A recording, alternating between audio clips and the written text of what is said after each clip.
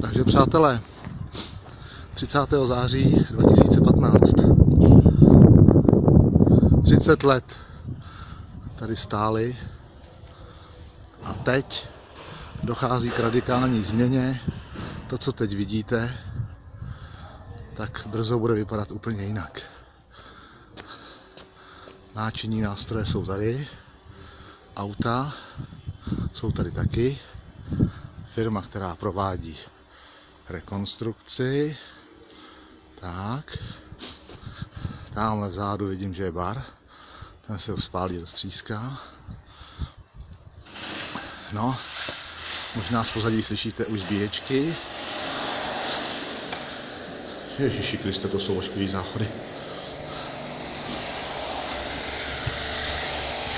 No a tady je pusto prázdno, vybydleno.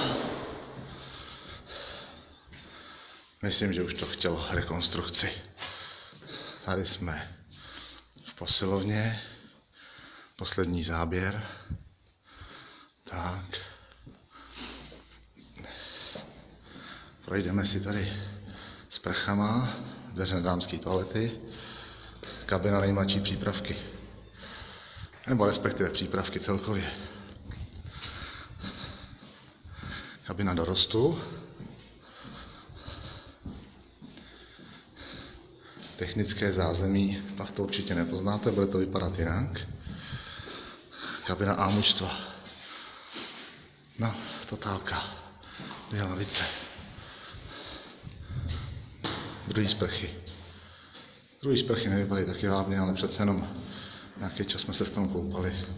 Neměli jsme žádnou kožní nemoc. Kabina hostů. Tak. Budu se snažit, abych tady dělal nějaký záběry v průběhu té stavby, podle toho, jak mi to umožní stavby vedoucí.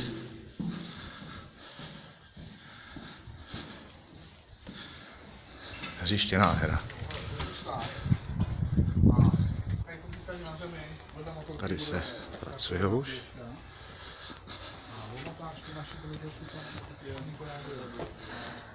A tady už se jede kuchyňka.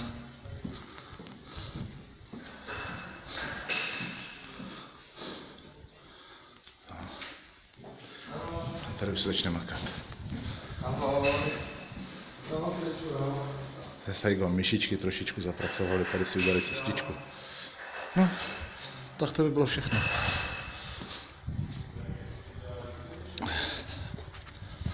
Takže co si přát, aby staré kabiny nám zůstaly v paměti všem jako zázemí fotbalu v Řevničově. A teď už budeme jenom čekat, až se dílo podaří.